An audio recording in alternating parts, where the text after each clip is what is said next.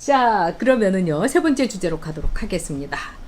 자, 지금요, 이 위험한 이재명, 위기의 국민. 자, 여러분들께서, 이재명이, 그러니까 이낙연 날리고 뭐 지들끼리 싸움하겠지 하는데, 이재명이 아까 말씀해 주신 것처럼 굉장히 위험한 인물이다. 이렇게 볼 수 있습니다. 여러분, 그 한나 아렌트라고, 유태인의 아주 뛰어난 명석한 여성이었죠. 그러면서 나치 독일과 끝까지 싸웠죠. 한나 아렌트의 애인이었던 하이데거는 이 대학교 총장을 하면서 이 히틀러를 찬양했지만 한나 아렌트는요, 히틀러하고 끝까지 싸웠습니다. 그러면서 이 독일을 떠나면서 나는 이제 어떤 지식에도 손을 대지 않겠고 이제 어떤 책도 쓰지 않겠다 이러면서 이제 막 절필선언 비슷하게 비장하게 했지만, 이 한나 아렌트가 미국에 가서 대학 교수 생활을 하면서 이른바 엄청난 파시즘에 대한 이 업적을 썼습니다. 그래서 한나 아렌트의 책은 우리가 20세기의 고전 클래식이다 이러는데, 한나 아렌트가 했던 말 중에서 지금 이 시대에 여러분 딱 맞는 말이 있습니다. 즉, 구세주라고 모든 걸 내가 다 해줄게, 내가 화끈하게 해줄게, 내가 아주 사이다 같이 해줄게, 이런 지도자를 굉장히 조심해야 된다. 한나 아렌트가 그렇게 얘기를 했습니다. 즉, 한나 아렌트는 세상이 어둡고 세상이 힘들고 고통스러우면은 많은 국민들이 사람들이 구세주를 기다린다는 거예요. 이걸 위기를 구해줄 사람은 어디 있느냐 막 이렇게 하다가 그 명석한 독일 국민들이 히틀러 구세주처럼 보인다는 거죠. 히틀러한테 하이 히틀러 하면서 충성을 맹세하게 되는 과정, 즉 보통 평범한 국민이 폭도로 되는 이 과정을 한나 아렌트가 얘기를 하는 겁니다. 그래서 한나 아렌트가 얘기했던 것 중에 악의 평범성이라는 게 있어요. 우리가 악당이나 뭐 사이코패스 이러면은 엄청나게 이 뭐 생긴 것도 나쁘게 생기고 뭐 이 뭐 정가 18번 뭐 이럴 것 같죠? 아니죠. 사이코패스들을 이렇게 보면은요, 굉장히 잘생겼다는 겁니다. 그리고 아주 인상이 좋다는 거예요. 그리고 사이코패스들은 대부분 지능이 뛰어납니다. 보통 사람들보다. 그래서 이 사이코패스들은요, 사람들에게 어떻게 좋은 인상을 줄지를 안 되는 거예요. 그리고 이 사이코패스가 아닌 사람들은요, 지능이 높으면 높을수록 범죄를 저지를 확률이 낮다는 거예요. 근데 사이코패스들은요, 지능이 높으면 더 많은 범죄를 저지른다는 거예요. 그러니까 뭐 윤호 우버인가 하여튼 옛날에 왜 이렇게 대학 교수 유명한 수학자였는데 하버드 나오고 이랬는데 이 사람이 몇십 명을 그냥 폭탄 테러로 죽이지 않았습니까? 머리가 좋은 사이코패스는 그렇게 위험한 겁니다. 그런데 이 모든 사이코패스고 또 우리 주변에서 악인들을 보면은 너무나 착하고 나약한 사람, 그 다음에 어려운 사람, 이런 사람을 위해서 내가 내 모든 것을 바치겠다, 이렇게 얘기를 한다는 거예요. 히틀러가 그랬고, 여러분 스탈린도 그랬고, 그 다음에 김일성도 그랬고, 문재인도 그랬습니다. 그래서 우리가 악의 평범성이라는 것은 어느 누구든지 우리 주변에서 볼 때 특별한 악인이 아니라, 즉 이런 와중에서 휩쓸리면서 구세주를 기다렸던 이 어렵고 고통에 빠진 살기가 너무 고단한 국민들이 어느 날 이재명이라는 사람이 나타나가지고 다 부숴버려야 된다. 뭐 경기도에 있는 사람 무조건 집 한 채 팔고 나머지는 다 몰수해버리겠다. 이럴 수도 있어요, 이재명. 여러분, 차비즈가 그랬습니다. 집이 6채, 5채 넘는 사람들의 경우는 한 채만 남기고 나머지 4채는 국가가 몰수한다. 이렇게 얘기했어요. 그리고 북한에서 김일성이 처음에 했던 게 뭡니까? 토지 몰수하면서 토지 개혁한 거죠. 이런 일이 말하자면 이재명으로서 비롯돼서 충분히 있을 수 있다는 겁니다. 우리가 이민 가고 싶다고 할 때 이재명이 딱 이민 금지법, 특히 재산이 뭐 이민을 너희들 가고 싶으면 좋은데 딱 5천만 원밖에 못 갖고 나간다, 이런 거 충분히 할 수도 있는 겁니다. 우리의 자유, 생명, 사유재산권, 이거를 이재명이 완전히 싹쓸이 하면서 모든 걸 휘두를 거예요. 그런 점에서 아까 모차르트님 들어오셨는데 진짜 우리가 이재명이 만에 하나라도 대통령이 되게 되면은 그럴 리는 없겠지만 그래도 문재인이 걔가 좀 낫지 않았어? 지금 많은 분들이 그래도 박근혜 전 대통령이 최순실이 정말 그거 하나 빼놓고는 뭐 정말 그래도 가만히 있었잖아. 이 문재인이처럼 그냥 막 날쳐가지고 온 사방을 그냥 초토화시키고 폭탄을 터뜨리진 않잖아. 이렇게 되는 것하고 똑같은 일이 일어날 텐데 그거보다 더 심각하겠죠. 그런 점에서 이재명에 대해서는 여러분들이 굉장히 경계를 하셔야 되는 겁니다. 그리고 이재명은 생명력이 있어요. 질긴 생명력이.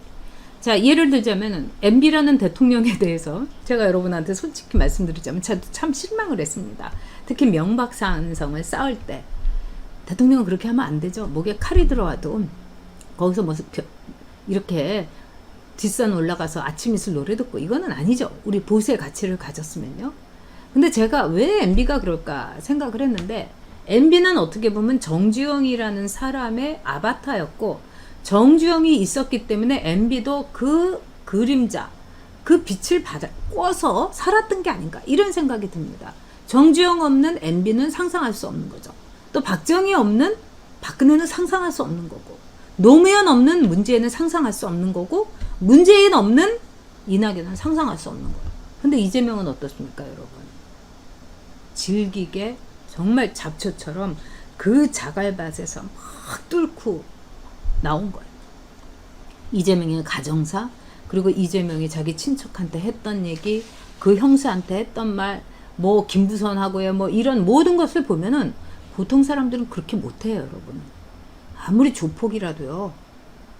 여자한테는 참 잘해주고 또 애인한테는 돈도 팍팍 주고 그런 조폭 봤어요. 근데 이재명은 지독한 거죠. 아주 도끼와 말하자면은 세상에 대한 분노, 증오 이걸로 똘똘 뭉쳐 있는 거예요. 이런 사람이 지금 권력을 어느 정도 잡으면 괜찮지만 그 권력이 무한대의 권력, 더구나 한국의 대통령의 권력이라는 거는 지나치게 큽니다. 그러면 그 절대 반지를 가지게 됐을 때 이재명이 어떻게 하겠습니까? 내 맘대로. 이재명의 세상을 만들 거예요. 마치 북한의 김정은하고 똑같은 짓을 할 거다. 저는 그러고도 남을 거다. 이렇게 생각을 합니다. 진짜 그래서 문주영님 말씀대로 그래서 이재명이 두렵죠. 네, 저도 그래서 두렵습니다. 그리고 이그나티우스님께서 어리석인 국민이 참 염려스럽다. 자, 우리 국민들이 저는 이재명이 계속 선동 정치를 하면서 사이다 막 이러면서 사람들을 살살살살 긁고 뭐 이렇게 하게 되면 우리 국민들이 폭도가 되는 거예요. 독일 국민들처럼. 그래서 하이 이재명, 만세 이재명 이렇게 되면서 이재명에 대해서 엄청난 일종의 팬덤이 미리 생긴다. 이러면은 파죽지세고 지금 친문 아니라 친친문, 찐문들이라도 그거를 막을 수는 없을 거예요. 굉장히 무서운 일이 일어날 겁니다. 자, 우리 송정아님께서 슈퍼챗으로 후원해 주셨습니다. 네, 송정아님 감사드리고, 네, 더 성실하게 방송하도록 하겠습니다. 네, 조혜님께서 문씨보다 더 센 사람이 나오면 국민들, 이 나라는 어떻게 됩니까? 지금도 이렇게 어려운데, 그렇습니다. 네. 자, 송정아님 항상 공부가 되신다. 아유, 과찬의 말씀입니다. 더 열심히 하도록 하겠습니다. 자, 그런데요. 여기서 우리가 하나 볼 수 있는 것은 뭐냐면은 이번에 갤럽 조사의 경우는 굉장히 특이한 조사였습니다. 다음에 누가 대통령이 되면 좋겠느냐 할 때 그냥 뭐 1번 뭐 이낙연, 2번 이재명 뭐 이러면서 제시를 해준 게 아니라 그냥 문답으로 그냥 떠오르는 사람 얘기해 주세요. 이렇게 얘기한 겁니다. 그렇기 때문에 이재명이 1등을 했다는 건 굉장히 의미가 있는 거죠. 매우 강렬한 각인된 팬덤을 갖고 있다는 겁니다. 제가 볼 때는 이재명의 팬덤은 특히 20대 남자들, 30대 남자들에게 큽니다. 지금 40대는 아직도 문재인에게 미련이 잔뜩 있는 세대인데 이 사람들이 대체적으로서 즉 이재명으로 갈 수가 있는 겁니다. 또 더불어민주당은 싫지만 미통당은 더 싫어 이렇게 생각하는 중도들이 말하자면 이재명 뭐 그런 대로 뭐 이러면서 이재명한테 이제 갈 수가 있는 거죠. 그래서 이재명의 19%또 이것은 문답형이 아니라 그냥 떠오르는 사람을 얘기해 주세요. 이렇게 한 겁니다. 근데 우리로서도 한번 볼 필요는 있습니다. 자, 우리 지금 우파 진영에서는 윤석열이 9%가 나왔고요. 홍준표가 2%가 나왔어요. 저는 이것도 상당히 유의미하다 이렇게 봅니다. 왜 지금 다 이 문재인 세상이기 때문에 사람들은 이 대세 위주로 생각을 합니다. 그래서 뭐 이낙연, 뭐 이재명 이렇게 가지만 지금 이 와중에서 윤석열이 9%가 나왔다는 거는 이거는 굉장히 큰 의미가 있는 거죠. 예를 들면 윤석열한테는 이재명 못지않은 기폭제, 막 그 대형 폭탄이 하나 있어요, 여러분. 즉 윤석열이가 경질되는 날, 잘리는 날, 추미애하고 대판 붙어가지고 너 죽고 나 죽자, 뭐 추미애가 난리를 치고 이러면서 윤석열의 칼을 들어서 네 목을 내가 드디어 네 모가지를 댕강 베겠다 이래가지고 윤석열이 만약에 모가지가 떨어진다면 그날의 윤석열은 정치인으로서 딱 부활하는 날입니다. 재탄생하는 날입니다. 그렇기 때문에 윤석열의 지금 9%인데요. 이게 여러분 20%, 30%도 갈 수 있습니다. 그래서 윤석열이 어떤 식으로 쫓겨나느냐. 그러니까 임기를 채우기는 저는 참 힘들다고 봅니다. 저도 임기를 채우기는 바라고 또 윤석열이 나름대로 체중도 있고 막 무게가 있는 사람이라서 끝까지 견디겠지 하지만 솔직히 말해서 박근혜 정권하고 지금 문재인 정권하고 여러분 비교가 됩니까? 이 문재인 정권은요 못할 일이 없는 정권인 겁니다. 아주 사악하고 그 다음에 사법부를 완전 장악했습니다. 그러니까 우리가 어저께 그 박성규 판사의 이 손혜원 재판에 대해서 아니 세상에 이런 일이 우리가 이러고 있지 않습니까? 당연한 결과인데도 그렇기 때문에 윤석열은 제가 보기에는 쫓겨날 겁니다. 근데 어떻게 얼마나 처절한 모습으로 쫓겨나느냐 그 다음에 얼마나 칼을 많이 맞고 쫓겨나느냐 이게 윤석열의 정치인으로서의 정치력을 시험하는 거다. 저는 이렇게 봅니다. 예를 들자면 윤석열이 쫓겨나더라도요. 여러분 그 장이모의 영화 중에 제가 굉장히 좋아하는 영화가 영웅이라는 영화예요. 제가 이제 정치를 하면서 그 영화를 보면서 혼자서 막 울었어요. 왜냐면 딱 이제 진시황에 대항하는 막 이제 주인공이 있는데 마지막에 그냥 화살을 쫙 쏴요. 그러고 나서 화살을 다 맞고 이 진짜 영웅이 이제 탁 쓰러지는데 그 벽에 화살로 그냥 새카맣게 흰 벽이 됐는데 딱 그 사람 모양만 이렇게 남습니다. 윤석열이 그렇게 쓰러져야 되는 거예요. 화살을 그냥 진탕 맞고 온몸이 그냥 칼로 난도질이 돼가지고 쫓겨나야 되는 겁니다. 장렬하게 전사하는 것이 윤석열의 정치적인 부활이 되는 거죠. 그래서 윤석열의 9%라는 건 굉장히 의미가 있다 이렇게 봅니다. 근데 윤석열도 보완해야 될 점이라든가 이런 게 굉장히 많죠. 하지만 제가 볼 땐 윤석열은 이제 보수의 가치라든가 또는 시장 경제, 그 다음에 확실한 그 우파라는 거, 이거는 저는 이제 확인을 했습니다. 그 다음에 이제 두 번째는 이제 홍준표 선수인데, 아까 그 박영님께서 홍준표 선수 이제 응원하시는, 저는 이제 홍준표 선수를 참 잘하는데, 지금 홍준표는 2%인데요. 이 2%도 뭐 꺼진 물도 다시 보자, 뭐 이건 아니고, 실제적으로는 한 10% 정도의 팬덤을 가지고 있다고 생각합니다. 그리고 홍준표가 갖고 있는 이 추진력, 또 자유시장 경제에 대한 생각, 그 다음에 홍준표도 만약에 이재명이가 나온다면 이재명보다는 홍준표는 못하지만 홍준표도 흑수저로서는 상당한 그 레벨이 만렘급의 흑수저입니다. 그리고 홍준표는 이재명처럼 같은 흑수저라도 끊임없이 자기 자신을 바른 방향으로 성장을 시켰던 흑수저인 거예요. 그런 점에서 같은 흑수저, 이런 점에서는 이 홍준표도 대응이 되는 거죠. 근데 홍준표의 경우는 몇 가지 과제가 있어요. 꼰대 기질이 너무 있는 거예요.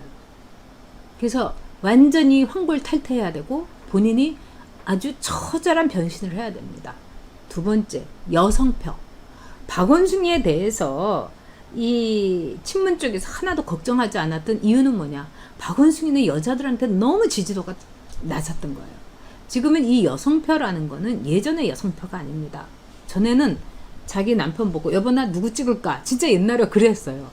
옛날에 저 초등학교 다니고 이럴 때. 근데 지금은 남자들이 오히려 여자한테 물어봅니다. 누가나? 당신 하루 종일 텔레비전 보고 유튜브도 봤잖아. 누가나? 오히려 여성들이 남자들의 어떤 정치적인 일종의 멘토 역할을 하는 거예요. 이게 우리 현실입니다. 그래서 이 홍준표 선수는 즉 여성표에 대해서 확실한 변신, 소구력을 갖지 않으면 힘들다 이렇게 생각이 듭니다. 자, 어쨌든 여러분들, 네, 홍준표든 윤석열이든 오세훈이든 되는 사람이 중요하죠. 제임스키님 맞습니다. 네, 무조건 우리는 되는 사람 밀어주고, 네, 자, 윤석열님께서 맞습니다. 이렇게 파렴치한 언행을 보여준 이재명이가 유력 대권주자의 반열에 오를 수가 있는가? 정말 기가 막힌 거죠. 근데 그만큼 지금 우리가 난세를 살고 있다. 이런 생각이 듭니다. 지금 보세요. 김남국이 같은 애가 하는 말, 응? 북한처럼 뭐 집을 빼앗아 보는 경험을 해줘야 된다. 저런 애가 어떻게 국회의원인지 기가 막히지 않습니까, 여러분? 그런 점에서 지금 난세입니다. 그리고 삼류들, 정말 모자른 애들이 청와대에 잔뜩 주사파들이 있어갖고 나오는 정책마다 우리 국민들에게 고통을 주고 있지 않습니까? 모든 것이 고통입니다. 그래갖고 오늘 문재인이 그 청와대에서 이랬다는 거예요. 문재인이 지지율이 39%가 됐다 하니까 뚜벅뚜벅 앞으로 국정을 더 잘 챙기겠다. 저 그 얘기 듣고 소름이 쫙 끼쳤습니다. 정말 아무것도 하지 말아야 되는데 앞으로 더 잘 챙긴다 하는데 정말 소름이 쫙 끼치더라고요. 앞으로 또 얼마나 황당한 정책과 또 정책적인 실패와 폭망을 가져올지 그런 점에서 진짜 각자 도생이다 이런 생각이 듭니다. 네, 좌파는 흥측해요. K사님 저도 그렇게 생각합니다. 반문연대에서 이겨야 합니다. 문지영님 문씨 맞죠? 정말 네 맞습니다. 자, 이재명 대 홍준표 네 그렇습니다. 자, 우리가 하여튼 뭐 제3의 후보라도 좋고 우리는 모든 가능성을 열어놔야죠. 근데 위험한 인물 이재명 그 다음에 우리 국민들이 위기에 있다 이겁니다. 그래서 말하자면 폭도가 되지 말고 이성적인 국민이 되자. 하나하나 따져보고 TV 토론도 하나하나 따져보는 TV를 라디오로 듣는 국민이 되자. 제가 여러분께 이렇게 말씀드리고 싶습니다. 그리고 여러분께요, 공지 하나 드리도록 하겠습니다. 내일 이제 8월 15일인데, 저는 이제 3시 반에 또 뭐 전직 국회의원들이 뭐 모이는, 또 거기서 이제 시위를 한다고 해서 거기를 가볼까 이런 생각입니다. 그래서 광화문에서 여러분을 이렇게 뵈려고 했는데 아무래도 내일 굉장히 심상치가 않을 것 같아요. 그러니까 각자 여러분 참여하실 분 하시고 저도 그렇게 하고요. 우리 구독자 여러분께서 말씀하신 대로 방송으로 해달라 이렇게 해서 내일 밤 10시에 여러분 라이브 하겠습니다. 그래서 우리 구독자 여러분께서 한번 무슨 질문이든지 하고 싶다. 그래서 Q&A 네, 그래서 내일 밤 10시에는 Q&A 라이브로 하겠습니다. 그래서 모든 질문 오늘 못한 거 여러분이 해주셔도 좋고요. 그 다음에 또 여러분들이 이제 거리에 내일 광복절날 나가셨을 때 어떤 느낌이고 어떤 생각이 들었다. 막 이런 것도 우리가 나누면서 우리 결기를 다지는 결기 대회를 한번 온라인에서 네, 하도록 하겠습니다. 진짜 이 나라 문재인 몰아내는 반문 시위, 우리 온라인 시위 내일 밤 10시에 여러분과 함께 하도록 하겠습니다. 내일 밤 10시에 뵙도록 하겠고요. 여러분 뭐 서초동이든 안국역이든 뭐 경복궁역이든 우리 가서 문재인에 대한 우리 경종을 울려줍시다.